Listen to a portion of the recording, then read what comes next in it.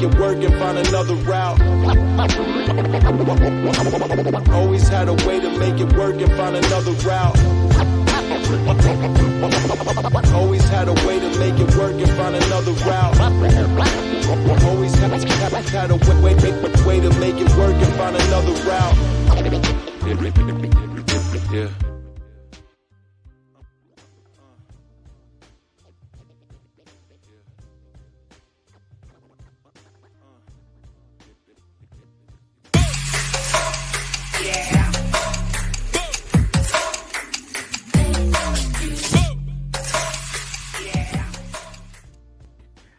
Yo, what's going on, Geek Corner? This is your boy, Earth Smack the Mad Scientist. It's your boy, Alvin, the Infamous One. Feels so good to be back on, man. I hate I missed last week, but it feels so good to be back on. Oh, yeah. Always good to be on. Hey, man, of course. We are here. This is the Orange Finish Show, Pro Wrestling Talk Live, man. I thought I wasn't going to make it on the show today, but we here. We're a little under the weather today. Yeah, feeling better, man. and I'm still stopped up too. By the way, I'm still stopped up, and this allergy season, man, I gotta kick this thing. Yeah, like, it's really. a little. Yeah, some stuff is going around. Good Lord, man, I really do hate allergies, man. So when I went to the doctor like a few weeks ago, they gave me, it wasn't Benadryl, but it was some type of Benadryl, and they say take 2 at night, and I was scared because I was like, yo, I'm gonna oversleep. Like I don't want to do this. So, but I had some of the best sleep ever, though. I will say that I had some of the best sleep ever, and oh yeah, it's like some antihistamine nasal spray. Oh that, that'll do do its thing or whatever. But every now and again it'll hit me every now and again. But we're doing all right, man. We're doing all right in the pro wrestling space. Yes, Alvin, glad to be back here on the show, y'all. Do not forget to hit that like and subscribe button and that notification bell. That way you get notified on all of our content. The more likes we get, the more this video actually spreads out to the masses. Okay, so a little bit of house cleaning, as you will. Now, there's been 2 videos posted this week on our Geek Corner YouTube channel.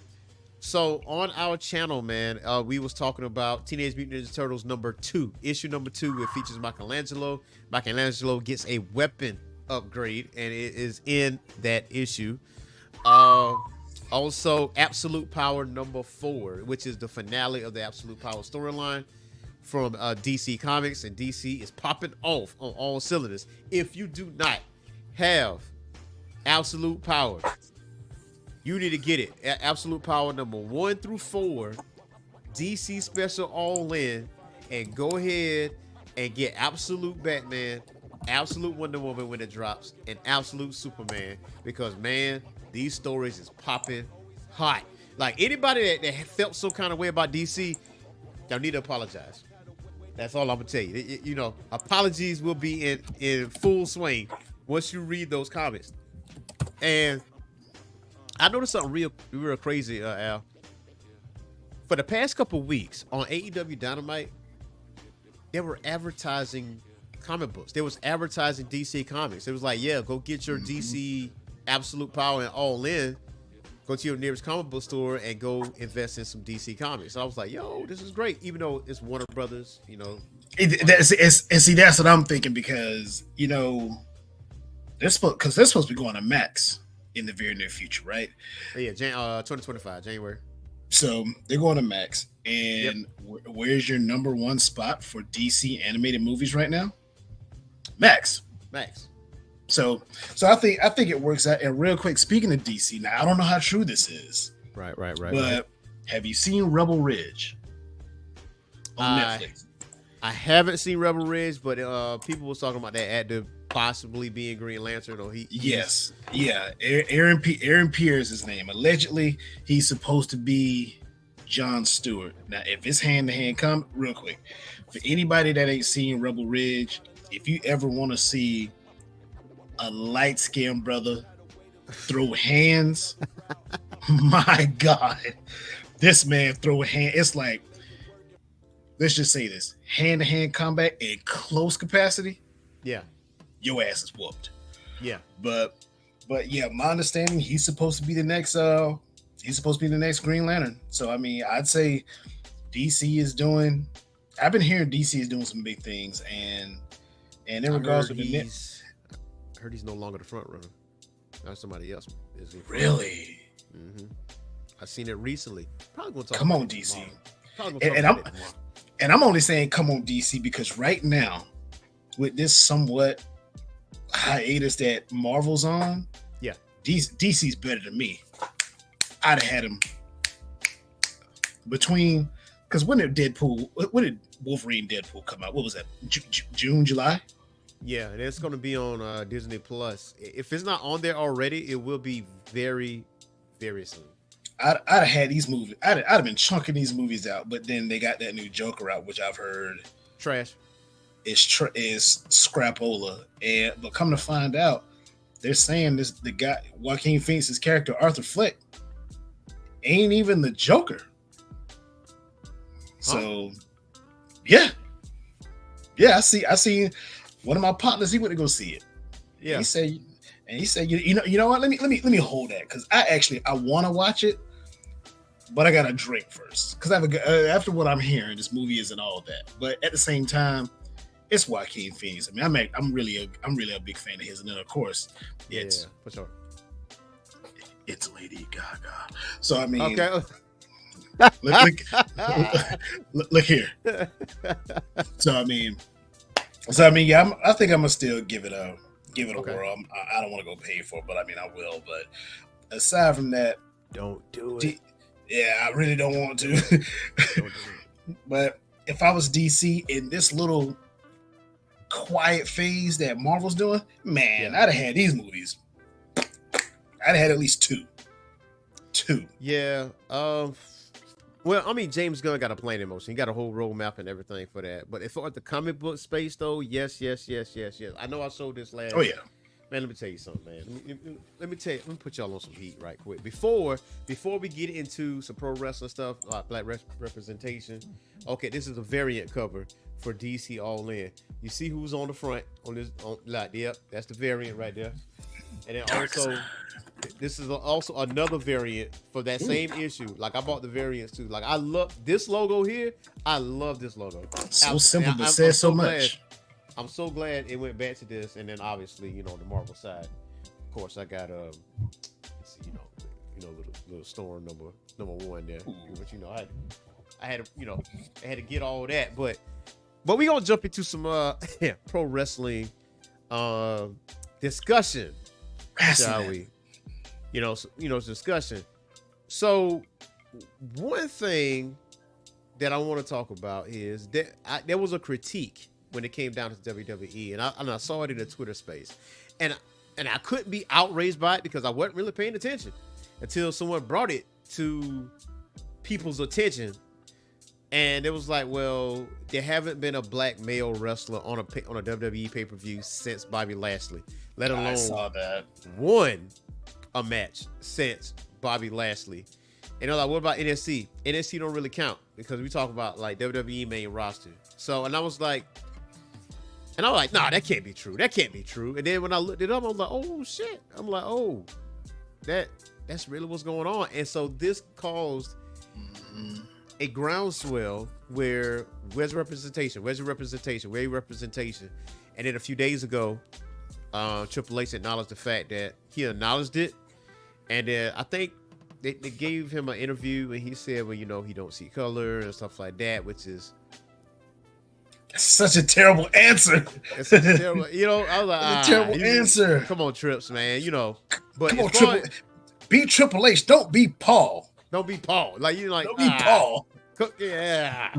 So, what was funny about it is that Bad Blood was hosted by Jade Cargill and Bianca Belair. Why would you host Bad Blood? I don't know. And I feel like that was the answer to the critiques that we was getting. Oh, by the way, and Sexy Red opened Monday Night Raw and NXT. You know what I'm saying? And I was like, I don't know. How do you feel about that? How do you feel about that? Real quick, I really try my best not to be a fan of Sexy Red. Now I gave in like a big old Mitch. Yeah. Anytime when I hear "Go Sexy," getting sexy, this me. Yeah. That's me right there. I'll say, Low key about. yeah, it is. Yeah. Look at her. Her beat makers is ridiculous. Yeah. I'd say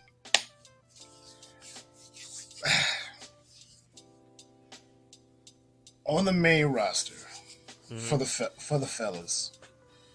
Of course, we all love Seth Rollins and CM Punk and Sami Zayn. everybody else and Drew Sami McIntyre. Zayn. We love all those guys. Yeah, for sure. Where's that black superstar that's getting that elevation there? I mean, outside of Jey Uso, and nothing against Jey Uso. Right. He's Samoan. I'm talking clearly about the brothers here. Okay. Raw definitely. Raw doesn't have that guy. Raw, Yeah. really, I mean, we've seen Kofi. I feel like Kofi's hit a ceiling. Yeah. Now, I do see Xavier Woods starting to have. I mean, I'm seeing this heel turn right before our very eyes. I'm liking it, but I feel as though he may possibly run into the YS6, which, if that happens, that might actually be entertaining. But that's a story for another day. That's a story for another day. Yeah. Raw doesn't have that black male wrestler. And then let's go ahead and let's jump over to SmackDown. Yeah. Apollo Crews is there. Apollo Crews has look, and this ain't even a verb, but Apollo Crews has been mid-carding as long as a mid-card could mid-card in a mid-card lifestyle. Yeah. And then his highest plateau was his highest peak was using an African accent that he don't even have. Yeah. I like that Apollo Crews, and I like what he was doing outside of the accent. And ever since then, he's been a mid card, and he's gotten either a win or two here or a whole bunch of L's. So and I love WWE, but I'm not going to be tribalistic and talk bad about AEW, especially when AEW had Swerve Strickland As the world champion. as the guy. And of course, I mean, AEW, I think AEW does a very good job on giving us these black stars. Like, I'm a Leo Rush fan. It's good to see Leo Rush wrestling again because he'll wrestle, retire, come back, retire, come back, retire. So, I mean, I'm just happy to see him wrestling again. Yeah, and now you see the Hurt Business about to get going. I mean, it's like, I cannot wait for that. It's like the Hurt Syndicate. I think that's what they're going to be called, the Hurt Syndicate. Which I hope so. That's a better name. Honestly, I like that. It sounds better. And you have AEW just like, hey, look, people want to see these guys. Bet, let me go get them. So it's basically like WWE is listening. I feel like WWE is hearing us, but they're not listening. Yeah, in a sense. I think okay, so I think with WWE, they are a publicly traded company. That's one thing we cannot escape. Like they got investors, they have this and this. It's not privately owned like AEW is. So that is another, that is a major difference. Yeah. So I think in some ways the authenticity, right? So like with AEW, the wrestlers that we do see that's of color, they are authentic. It's not playing into, like, I'm not saying WWE is doing this, but they're not playing into a stereotype. Yeah. Swerve got his thing on. Willow is just her authentic self and how she is. Leo is the same in that regard.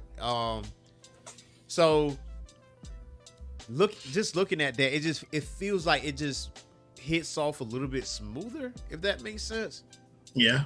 Now, It does. when it comes to like the WWE, right? So, okay, Triple H and Shawn Michaels did the press conference, the state of the address, like the DX state of the address recently about NXT, and it was like there were gratuitous use of the words of like basically like black language, basically, and it was like repeating certain words that we would typically say, Yeah. and they had the list, right? And then I was like, oh, okay, that's cool. And I think it's a little cringy, like with Sexy Red being there. But she is a huge wrestling fan. Like, let's not cap about that. She is a huge wrestling fan. And so... She was in the back of the car with Shawn Michaels singing his song. I don't care what anybody say. The days of Vince wouldn't allow that. Yeah. Hell, even Randy Orton. Randy Orton interviewed her because both of them from St. Louis. So... Yeah, you know what I'm saying? So I saw the interview between those two. So, but WWE, they're about dollars and cents. They know Sexy Red as a young person, she's gonna bring that fan base to that audience or whatever the case may be. Like NXT is chock full of black wrestlers, and they're always on TV. Like always on TV. Sean, I feel like that's by design. but whatever. As a matter of fact, not only is NXT full of black wrestlers, yeah, NXT is loaded with black female wrestlers. I mean, Sean's getting them out the wood. Sean's getting them out the woodwork. He's getting them out of one state, thick chicken. Because I mean, yeah, when I mean he's getting black women. I mean he's getting like athletic black women. Because I didn't know. Like, I think we've talked about it. You know, off of here before. Lash Legend. If y'all ain't seen this woman's stats, Lash Legend is a whole athlete, a whole basketball legend. Where she go? Was it Mississippi State, A&M or something like that? I think so, yeah. She's a whole. Like she got drafted by the WNBA, and I think she had like a knee injury that killed it for her. But Lash Legend she's a whole athlete. I mean, he's got solidified black female wrestlers down there that are pure athletes, bro. Like real live athletes. Absolutely. So, I mean, Sean's cooking with something. I don't know what it is, but he's cooking with something, and it might be cocoa butter because he got a bunch. He's got a bunch of black women out, and they're on TV weekly, every Tuesday, every single Tuesday. So I think, I mean, like yesterday they popped 874,000 on CW, and CW, well, formerly UPN, it used to be the black channel. You know, you had Moesha, you had girlfriends, you had a whole block of, one-on-one. You had blocks of black television, right? Yeah. So I feel like when CW got away from that I felt like in most ways they shot themselves in the foot, because even though you got like the DC stuff, Flash, well, not Flash, but Green Arrow is probably is definitely the best one. Yeah, Arrow and Flash carried that network for a good little minute. Exactly. So, and then of course, you got Black Lightning on there, but I feel like if they had black sitcoms on the CW network like they used to, and then you compound that with NXT, then you already got the black demographic, boom, right there on Tuesday nights. Like, look, I'm about to log into NXT right quick. I'm about to go watch that and see what's going on, and it is what it is at that point, right? So. As far as NXT goes, they straight. like they straight. As far as the main roster goes, for the maximum audience, we don't see. That was the critique. I wasn't really paying attention like that until it was brought to my attention, and I was like, oh, huh. I was like, okay, but I see a lot of me on AEW though. So yeah, I see a lot of folks that look like our sorority sisters and Zetas on NXT. Yeah. And to be honest, we see the sisters on NXT, AEW, in WWE main roster, but we don't see who looks like us more on WWE's main roster. And there's absolutely room for, like, to be honest, I would like to see, I'm not saying make Apollo Crews go on a WWE title run. Yeah. But give him more TV time. It's almost as if you've got Baron Corbin with him, and I feel like Baron Corbin is carrying him. And for a minute, it was like for a second I couldn't stand Baron Corbin. But I'm a huge fan of him. I love that tag team though. Oh man, I love that tag team. Can we let him win? Yeah, they got. Can we let him win? I mean, y'all got a tag team division over there in SmackDown, which actually gets some good attention. You got DIY, you got Tama Tonga and Tonga Loa, you got who else? The Street Profits. Let Bald Ebony and Ivory. Now I'm just coming up with a random name for them. let these fellas win. I mean, it's like you also got Pretty Deadly over there. You got A-Town down under. So that's 6. So you mean to tell me SmackDown's got 6 tag teams over there? And then, as a matter of fact, now to mention, we just mentioned the Street Profits. Yeah. The Street Profits, I thought they were so corny when they first showed up. But boy, I couldn't be more happy to be wrong. Yep. Because look at what they're doing now. I mean, they come out, they've been over a while. They've been over for quite some time now. I mean, a lot of people just calling for Montez Ford to break off and do his own thing somewhere, like, you know, because of his singles showing against Roman Reigns. That was really his jumping off point.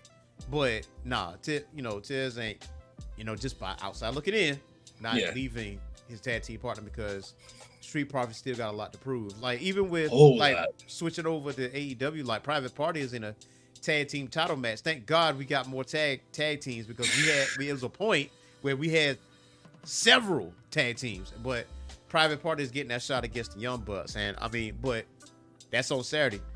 I think overall, from Ring of Honor to AEW to WWE to NXT, I have seen a vast increase in representation as a whole, more so than what I have seen in the past. So yeah, in the past it was a limited number, but here it's like you can pick and choose. Like right now on the main roster, right now, I feel like the most prolific one going on right now is Carmelo Hayes. Like his clinics that he's putting against Andrade, like, and he just did one with AJ Styles. I already know they got this man fixed up to be something else, like to be bigger than what he already is right now. So it's like, it's hard for me to complain. I think in some ways, and correct me if I'm wrong, Al, in some ways, it has to be authentic. It don't have to feed into like stereotypes all the time. Like, they don't just be authentically themselves, that kind of thing. So it don't have to be that, So when you have Sexy Red, I'm on the fence with her, because I get the dollars and cents part of it, because the casual viewer is going to watch it because she's on there. It's a little cringy, a little bit, because I feel like sometimes because it's Sexy Red. Because Sexy Red, right? Because I feel like she might slip up on the mic. I'm just waiting on the day that she slip up on that mic and say the one dreaded word. Yeah, only we can say. Right, the wrong thing. You know what I'm saying? So I was like, and I'm pretty sure she been groomed and everything, and I'm pretty sure she got a match at some point in the future, because I feel like that's gonna happen. Well, you remember when LeVar Ball, LaMelo, and LiAngelo Ball went on Raw. And they had the promo with Miz, and of course LeVar takes his shirt off, and you hear Melo in the background, beat that N-word ass, and I'm sitting there like, I was like, wait a minute, did he say that? And this was pure PG era now. I was like, wait a minute, I know damn well. That was the first and last time you saw them on TV. Yeah, that was the last time we saw the Ball family on there. But I mean, Red Ross. Ray Oh, Ross man. and Keith Lee. Hey, you a big motherfucker. And I was like, no, TV, Yeah. bro. And then what about when Wale was? And everybody know Wale's a huge fan. They keep Of Wale course. in the building. Wale Mania. Wale Mania. When on they had WrestleMania Wa- weekend. When they had Wale up there with the Usos and the New Day doing the rap battle, Yeah. and the Usos, I'm surprised. I don't know if these guys got in trouble or not, but Yeah. the Usos said a little bar that referenced Xavier Woods Oh, the tape. and Paige. Yeah. And then of course, and then Xavier Woods firing back with how them boys and had DUIs and all of those stuff. I was like, yo. Yeah. But yeah, I mean, with the black representation now, I would say now it's probably at an all-time high now. And I feel like it's only going to get higher because I'm just happy to see it. And I don't want to say somehow, but I'm liking how we're getting so over with the crowd now. We don't have to be that. We don't have to shuck and jive and dance our asses off on the way to the stage. Thank you. We Yeah. we don't have to buck and bend and shuck and jive on the way to the ring. We can just go out there, be energetic. To be honest, Montez Ford, we were just talking about him. The energy that Montez Ford brings to the ring, Yeah. is unmatched by any other wrestler of any color in this business right now. That type of energy he's got is Ultimate Warrior-esque. It's Yeah. just bottled up better. Yeah. And then you've got guys like Carmelo Hayes talking about a clinic he put on with AJ Styles. He puts on a clinic week in and week out. Yeah. I mean, and I don't know how old he is, but this man is.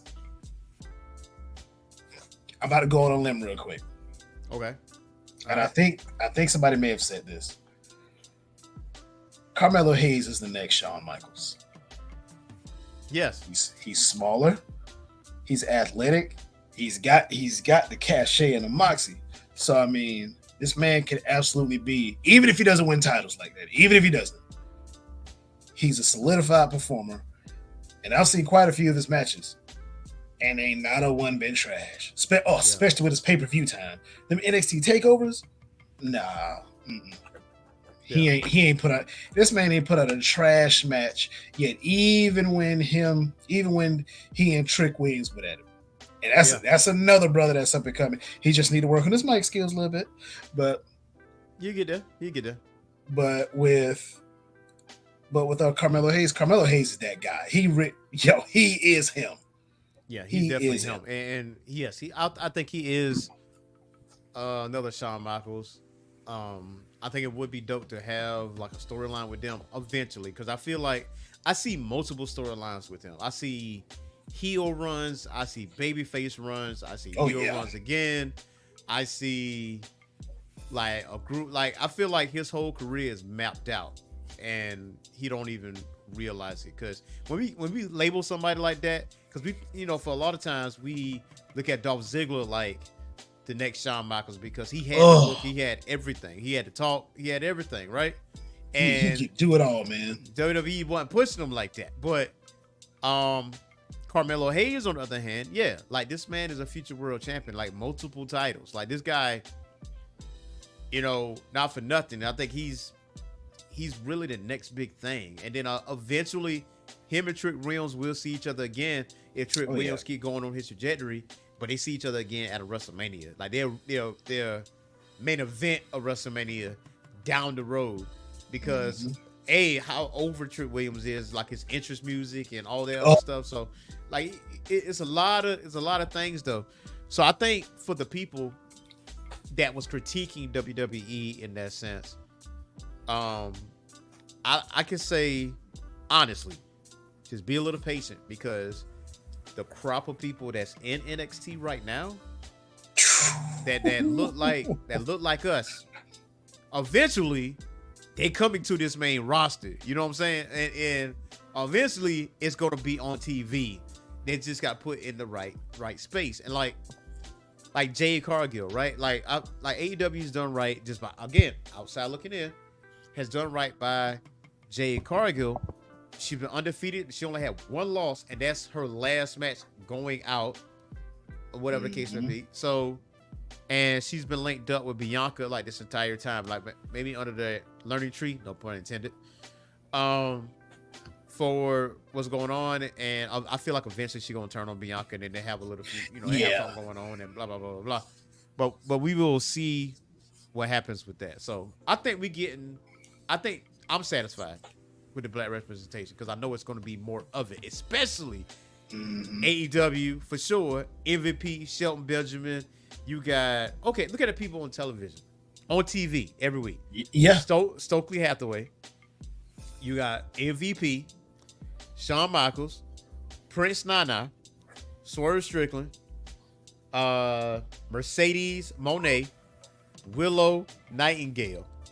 that's Will a Hobbs lot, is too. Will Hobbs is off the injured list, and Keith Lee is still dealing with an undisclosed medical issue, but he's still on the AEW contract, so he's not on TV every week.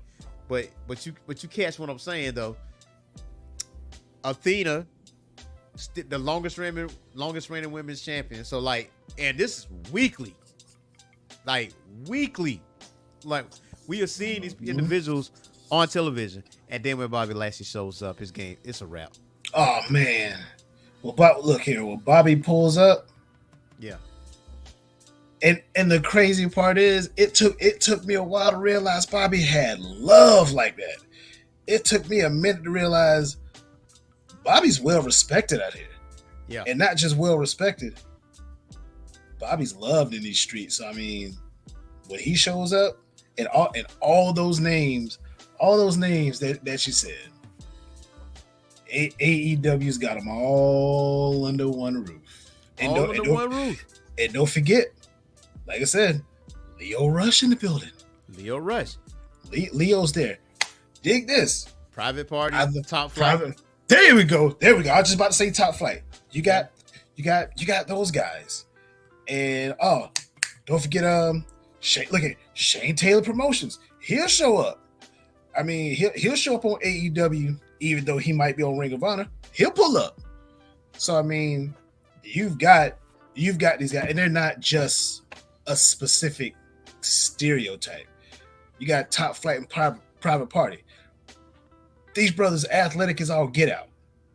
Yeah. Athletic as all get out. So I mean, there's the Acclaimed one. And Yeah. look, Max Caster, son of a former NFL player, and then you got Anthony Bowens, who my only concern about Anthony Bowens is staying healthy, but Anthony Bowens is the more talented out of those two, and get this, people. Look here, for my alphabet gang. Anthony Bowens is gay and wrestles his ass off. Can care less if he's gay, but to be honest, some people in the wrestling space want him to separate from man. Like, hey, go out on your own. Do you? I like, don't break up a tag team now. Don't do that. Not them. Because, not them. No. They're the Acclaimed. They're a legitimate tag team. Don't for real. Don't do that. For real, they weren't two solo stars in AEW. They came in together. They've been whooping ass together this entire time. Yeah. So for sure. So I mean, I think I'm satisfied. I'm very satisfied. I'm very satisfied. I'm very satisfied. And right now, I'll say I'm satisfied. I do want to get to a level where I'm extremely ecstatic with the more stars we have, and when they start getting even more of a push, because like you said, look what NXT's got. Yeah. At some point, granted, none of them get in trouble or nothing crazy like that, they're going to be on the main roster. And when they're on the main roster, because at some point, I think Triple H is going to be in a position Vince was in, where you had all these solidified stores on one payroll. Remember, Stone Cold, Triple H, The Rock, Mick Foley, Undertaker. I mean, he had Triple H. Those six guys were under the same payroll at the same time, bringing in a ton of money. Absolutely. I have a feeling that a lot of those black superstars in NXT will be a part of that, and they'll just elevate. Yeah. And AEW is elevating now because I mean, look, again, Swerve. You can't tell me Swerve is a bum because he's far from that. Like he was talented when he was in NXT. He left, came to AEW. It took me a second to get used to him, but I was like, yo, Swerve is that guy. Solidified. Yeah, for sure. And that goes on to our next topic of discussion and AEW. So I'm asking, so AEW just do a deal with Warner Brothers Discovery. It's going to be on HBO Max. And the pay-per-views will be at a discounted rate. We don't know the details on that, but the viewership numbers from last night from NXT to AEW, the viewership numbers are in, ladies and gentlemen. NXT average viewers was 874,000 even, with the demo of 18 to 49.24, 318,000 viewers in that particular demo. Dynamite did 329,000 even, with ages 18 to 49.10, with 128,000 viewers in that age group. So my question to you, Alvin. Yes, I know it was on Tuesday. We know that. And it's typically not on Tuesday. And yes, there are factors involved with this. Meaning that some of the talent is on the East Coast, which means they are still reeling from Hurricane Helene. Like Adam Copeland is in North Carolina. He's in Nashville. FTR is in Nashville. There's a few other talent that's in North Carolina, Florida, Georgia area. Like, there's a lot. But hell, most of everybody that's in NXT is in Florida. yeah. So my question to you is, what can AEW do to get better? Because we know every single pay-per-view on AEW is top tier. It is A+, and it never disappoints. And those arenas are filled when it comes down to those pay-per-views. What can AEW do better so it can translate on TV that way? Well, for starters, stay the hell away from Tuesdays. Damn. Well, to be fair, AEW did win the ratings war when it came to Wednesday Night Wars, if that's what people call it. Mm-hmm. And they won it.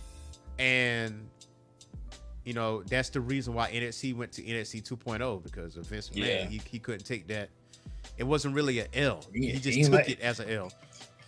He's like, nah, we're going to scrap black and gold. We're going to make NXT 2.0. He didn't lose. He just didn't like being put in the corner and catching a black eye. Yeah. To be honest, man, when I watch AEW at times, I guess some of the storylines are saturated. Okay. They need to do a little bit. Whoever is in there creative, he needs to. You need to take a lesson from. You need to take a lesson from WWE. Not steal their idea, but I'd say Tony Khan needs to sit down and say, how can we start to work on long-term storytelling? Yeah. And when you do that, let's think about it. WWE, this past year's WrestleMania. Uh-huh. Seth Rollins is down, and Roman Reigns has a chair in his hand. What does he do with it? He hits Seth Rollins, right? Yeah, in the back. Why did he do that? Because Seth Rollins hit him in the back to break up the Shield. That was about 10 years ago? Yeah. Long-term storytelling. Yeah. That was a nugget. That was a nugget that they put out there. That wasn't even part of the big story. That was a story within it. And see, when I seen that, and me and my wife were married at the time. We'd already been married at the time. So even we both looked at each other like, so it's... Yeah, because it didn't make sense at first. It was like, yo, y'all know y'all beat Evolution, right? Like, that whole... I'm still pissed about that because I'm like, y'all beat Evolution in a war the night before, right? Y'all stand tall above them. Why would you join the team that you just whooped? You know what I'm saying? But either way, yeah, I digress. We digress. So it's whatever when the storylines happen, when you work when he works on them, he needs to realize how far can this get me right here? Because I don't feel as though a lot of the fans are fully engaged in their storyline at times. I really don't feel like it. And then of course, you've got the attendance at your Dynamite events. So they've got to, and I'm taking a look at their target audience. Mm-hmm. The target audience are guys like you and me. Those guys, 30s, well, late 20s, 30s, 40s, some remnants of Attitude Era and the Golden Era, while WWE had the little kids. When Triple H said perpetual money, I'm talking long money. So they're after WWE is after the kids, the women. Yeah. AEW after the grown ass man that's probably trying to live some of that nostalgia of some WCW days and some ECW days, and of course Ring of Honor.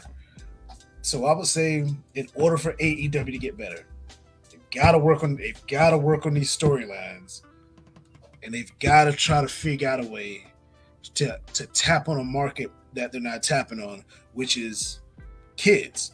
Because the pay-per-view, we both have said it. On that pay-per-view, it's a home run every damn time. Every time. When they go to London, cross the fence. Gone. Cross the fence every time. Easy money. I'm telling you. Look here. When Tony Khan comes up to the plate for the pay-per-view, he's Jose Canseco. It's going over the fence. It's going over there. These Barry Bonds. It's out of here. So I mean, they've got to work on. They just got to work on their storylines, man, and they gotta.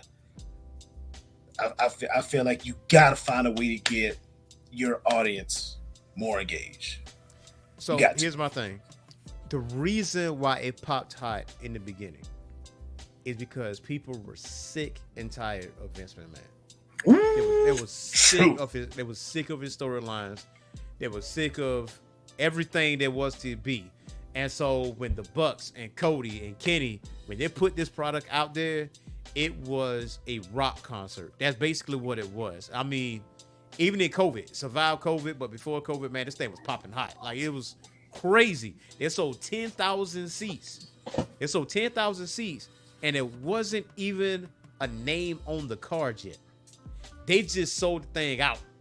And then they told you who was in what matches was set up or whatever the case may be. So that's one key point right there, is because Vince McMahon was basically running some of those storylines into the ground.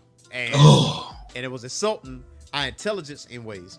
So when we got this on TV, and then when Chris Jericho, of all people, when Chris Jericho jumped ship, that was a shock, because he's been loyal to the WWE since he left WCW, right? So that was a shock. Then you see Jon Moxley pop up, right?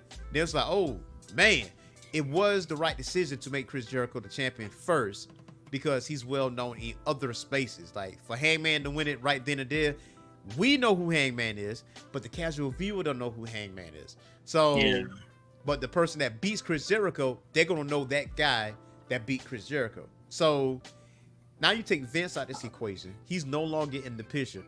Now you got Triple H, which is really, all intents and purposes, is your main competition ever since Black and Gold days. Then you got him and Shawn. Everybody likes them. The morale is different. The locker room is different. The storylines is different. There's no insulting of the intelligence type of situation.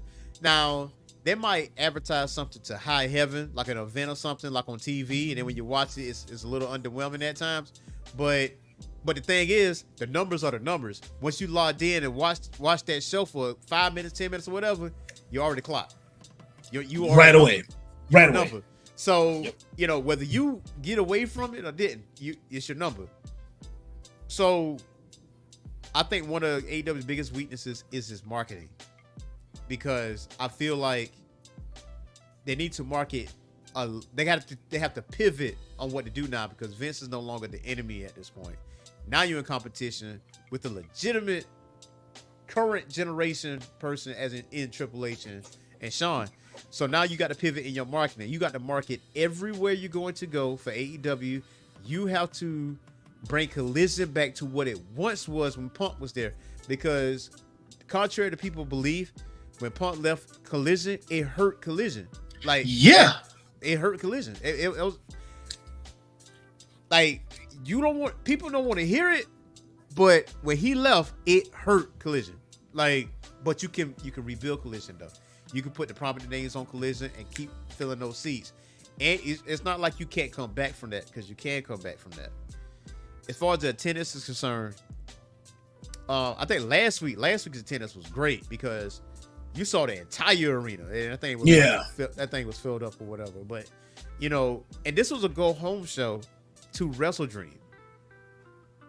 Every single match or event on that show last night should have went towards Wrestle Dream. Like, every single one. The go home show got to be the go home show. Just like it got to be the show for Wrestle Dream. Even though Wrestle Dream will deliver, I have no doubts about that. None. But on TV though, you have to market better. Like, you need some more graphic designers for your shirts. Every city that you're gonna be in, like, it's amazing that some cities that they haven't been in yet, they haven't been to Atlanta yet. They haven't been to Atlanta yet. That's crazy, right? They've been to Pittsburgh like 5 times. Minimum. Right, they've been to Pittsburgh. They've been to Columbia. They've been to Greensboro. They've been to Cali. They've been to Canada. They really haven't been to Atlanta yet. No, that's TBS country. That's TBS country. They haven't been to Atlanta yet. Here, WWE's based out of Connecticut. They rarely go to Connecticut. They'll go to New Jersey, or they'll go to New Jersey and New York before they go there. But I tell you this much. Yeah. If WWE say they want to come to Atlanta, they coming. They come State Farm. They're going to State Farm Arena. Easy. They know the thing that last weekend. Off, yeah. Last weekend. weekend. That pissed me off last night though. But as I was watching AEW, that Stokely Hathaway and Chris Statlander storyline, where he was the manager of Chris Statlander, they scrapped that story with no explanation. And now Chris is supposed to be all of a sudden this babyface character going after Mercedes Moné, well, Camille, or whatever the case would be. Like, bro, we just saw last week or the week prior her and Stoke together. She's a heel. She turned on Willow Nightingale. Like, you got to have a bridge between point A and point B. And like you said, I feel like when it comes to certain stories, like, okay, Hangman and Swerve, flawless. That was like a feud that will stand the test of time, because eventually they're going to meet again, and eventually it's going to be a regular wrestling match, and they got to find out who's the best person, and it's going to be at a big event. Like, it's going to happen. So have no worries about that, right? Mariah May, Tony Storm, like literally 9-10 months of making that storyline or whatever they was going to do, and then when Mariah turned on Tony, which shocked everybody, because we thought it was going to be the other way around. They hit you with a swerve. Boom, you got a long storyline here, and Tony going on her hiatus because you see her at other wrestling shows in black and white, and then slowly inching her way back over there to AEW. She'll be back. She'll be back, right? So, I mean, those are like 2 prime examples right there, like the Bucks and the Scapegoat, right?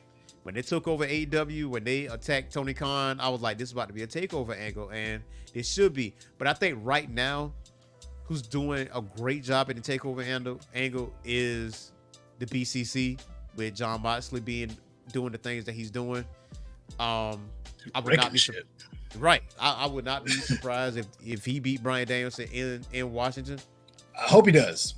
And Not gonna front. I hope he does. you know, I what like I'm John saying? Moxley. So Love the guy. he'll be a 3-time world champion. Like, look, that man is the ace. Okay, whenever something is a little off, John Moxley's on the job. Bruh. You know what I'm saying?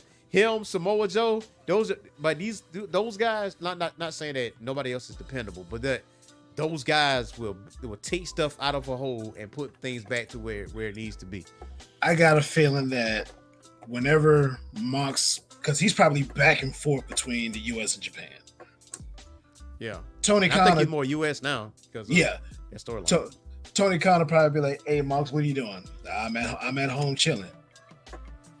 You want to come jump in the storyline real quick? I'm on the way." I bet it's probably that simple to get him out of the house and say, "Yo, come do something for me. Come do something for like a couple months, whatever." And he'll come. He'll show up and Yeah, he will give you a banger of a storyline. Like he will, if he's told go out there and just say some cryptic stuff for about 5-10 minutes, and he'll go out there and let it rip. and I bet it's off the dome. I bet you John Moxley. I bet he's like Bray Wyatt. All that mess is off the dome.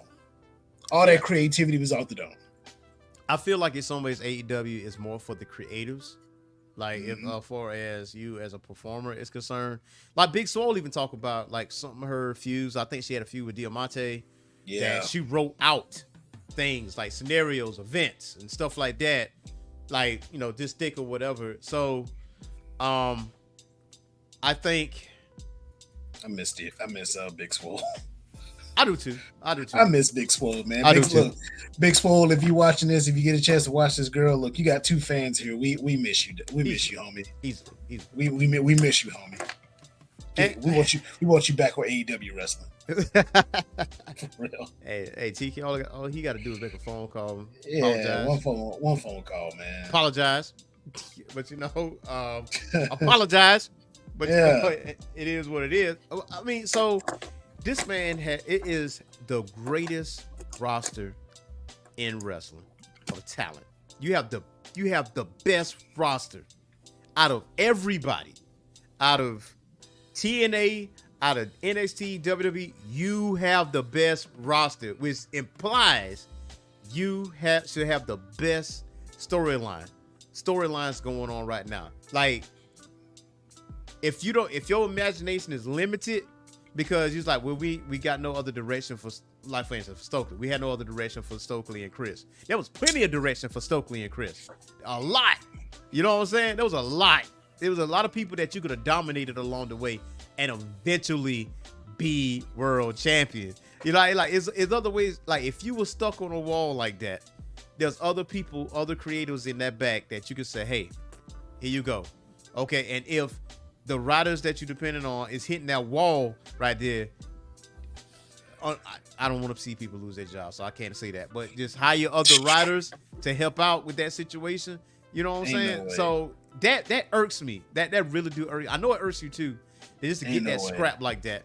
Cause because Stokely's out there with a private party and offering his services and stuff like that. But ain't no way out of the wall.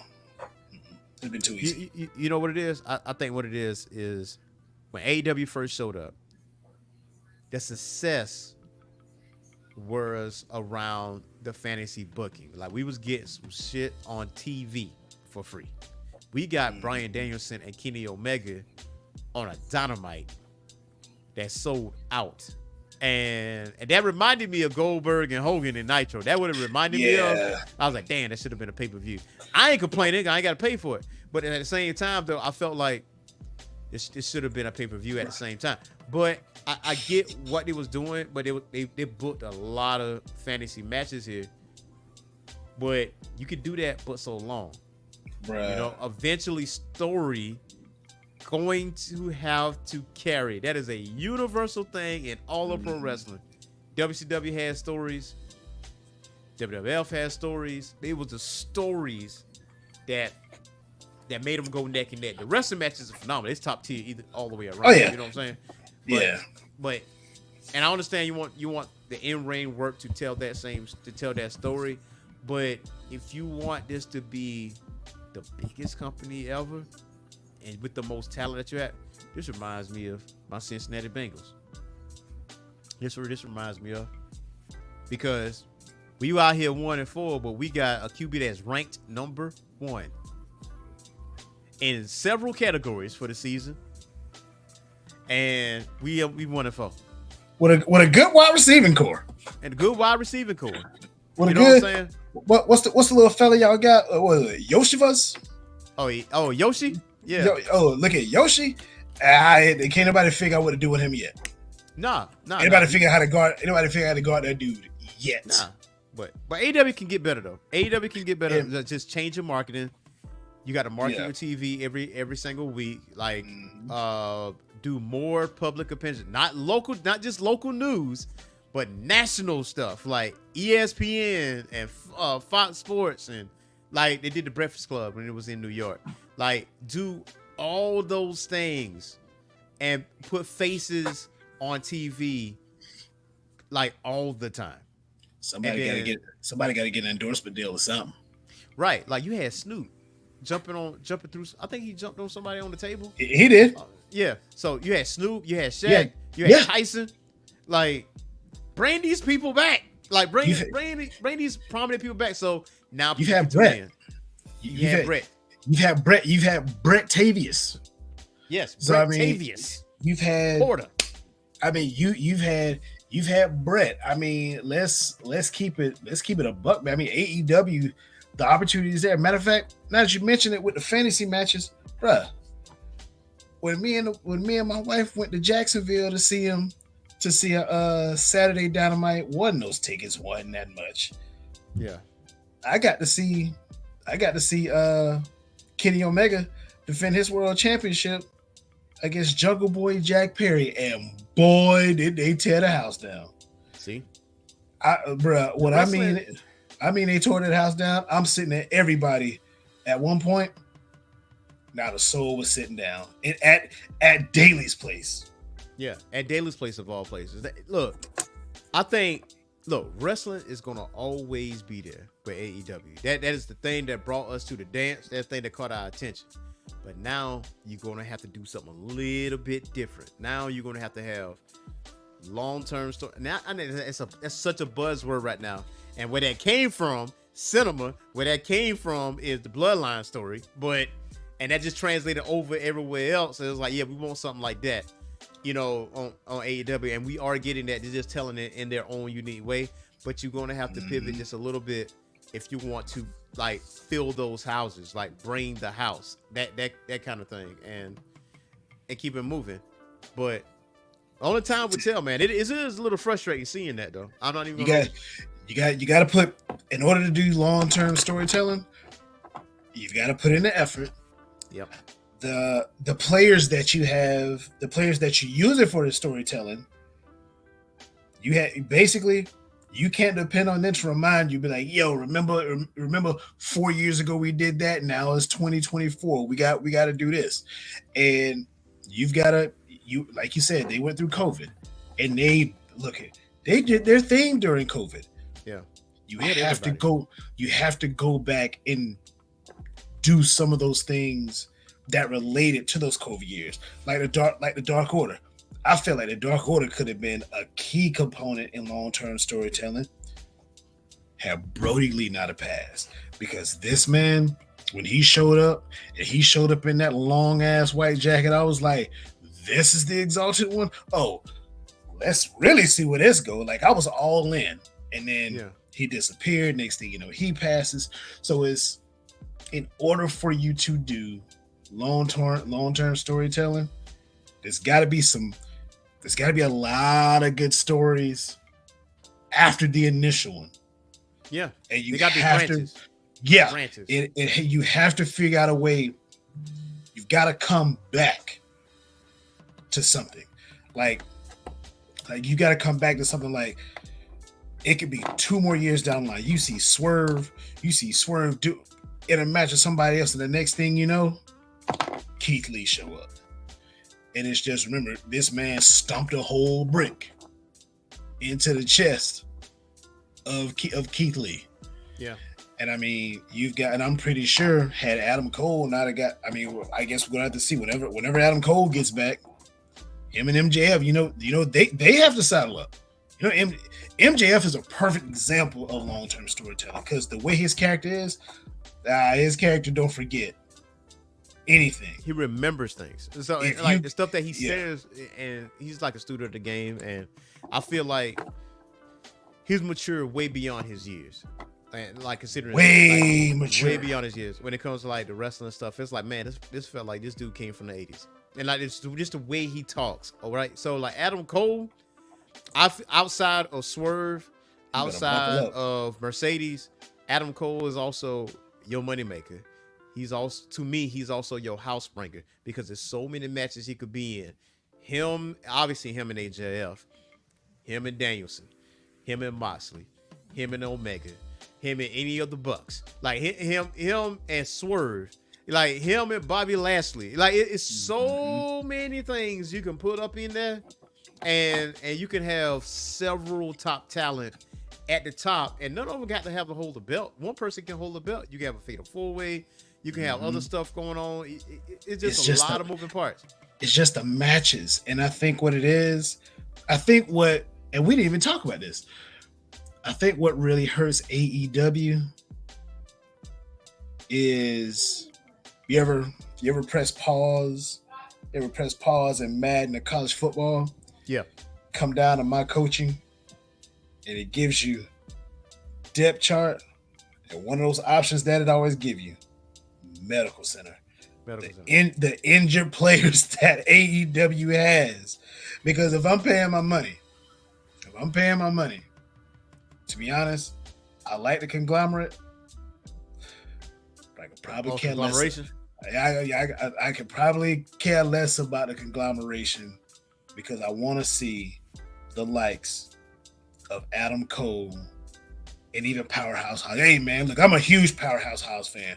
When I went to Jacksonville, I'm his only fans up there. Beat his ass, Hobbs. Beat his ass, Hobbs. And the white dude look at me. He was like, I was like, yeah, you know why I'm cheering for him. So I mean, I want to pay my money to see him, those guys. I want to pay my money to see them. So I think those injuries, and some guys are slowly starting to come back, there's I think those injuries also play a part too. And I think there's Saturday shows because WWE has said, yo, we're going to put our pay-per-views on Saturday. And they're sticking with it. Yeah. Now, they're sticking with it. Since they went Endeavor, UFC is on Saturday. So I think they're going to move back on Sundays now. Yeah, they're probably going to have to because those UFC pay-per-views, that's all they got. Look here. They don't start at no 10 o'clock. They start like 7 or 8. And they don't go off until about 11, 12 o'clock. So, I mean, right. Yeah, that's a UFC 356, but they advertise this card for weeks. And then so now people got like tuning in or whatever. So, I get it because pay-per-views is a little bit different. Like pay-per-views, like AEW's been flawless. I think when it comes down to television, they kind of had a lull, but something Bully Ray said when it comes like the wrestling business, there's peaks and there's valleys. And there's highs and there's lows. It's about what you do with those lows, and I'm paraphrasing, what you do with those lows to get you back to the point and get you higher. Now, as much as a hater Eric Bischoff is towards TK and AEW, one thing is for certain, like with Nitro, 83 weeks straight, he beat WWE because of story. And there was matches involved, and the matches that we remember is the cruiserweight division, and whatever. And there was matches in the middle, so you got what you want right there, and then you got the entertainment side of it too. So it was a variety show every single Monday. Then Raw said, "Damn, we need to do the same thing, but we don't have standards and practices. So let's go a step further and give you entertainment with some wrestling sprinkled in there, and sandwich that up with entertainment too. So you get your wrestling and your entertainment at the same time." But with AEW, we get our wrestling and wrestling, and I think they tried to pivot when MJF and Adam Cole was tag teams, and some people didn't like it, some people did, or whatever the case may be. But they have the ability to take it a step further because they don't have a board of directors. It's Yeah. privately owned. They got to deal with a company. You know what I'm saying? So it can get better. It can get better, man. But check it, man. That's all we got for today, boys and girls. Oh man, this was a good topic tonight. Yes, sir. We could probably keep going, but hey, I know folks are like, let me get Erskine with this bald head ass dude off my computer, man. Yeah, man. Yeah, but check it. Make sure y'all tune in tomorrow at 7 p.m. Eastern Time. Myself, Vivo, and Bookie Blends as we talk about some anime. We talk about some news, some geekdom news and stuff like that. So we are primed and ready for 7 p.m. Eastern Time, man. I'm so glad I'm feeling better because, my brother was down. Look, I've been there with them bum sinuses. My sinuses were bothering me what, Thursday, like the entire day. Yeah. I didn't feel better till like the next day. Yeah, I needed a day. So hey, ladies and gentlemen, you got anything else for the listeners out there? I absolutely do. Just a few things real quick. Everybody, please subscribe to the Patreon. Please make sure that you do that. Also, what else we got? What else we got? I know we got something else. Please make sure that you subscribe to. Hold on, I gotta find it real quick. Wait a minute, stay with me. Make sure you subscribe to the Discord. Subscribe to the Discord, subscribe to the Patreon. Real quick, shout out to the homie Boogie Blends, and of course, shout out to the homie our favorite muscle woman, Vivo. And real quick, to any of our subscribers, we appreciate you. We just trying to make it. And last but not least, I'm not getting off of here without doing this. Last but not least, shout out to the mad scientist for the platform. Without this guy, the Orange Phoenix, it's just a black crow. Holla at you, boy.